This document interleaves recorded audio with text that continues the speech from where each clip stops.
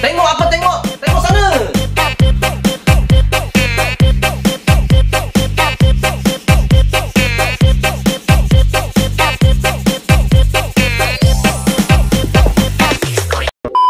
Cermin di kereta selalu nampak blur.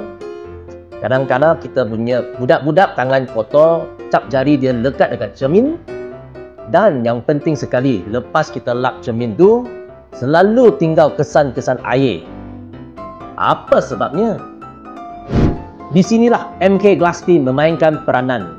Formula profesional yang direka untuk pecahkan minyak dan kotoran halus. Formula mengering dengan cepat, tinggalkan permukaan cermin yang super jernih dan bersih. Inilah perbezaan sabun biasa yang lambat kering banding dengan formula MK Glassclean yang cepat kering.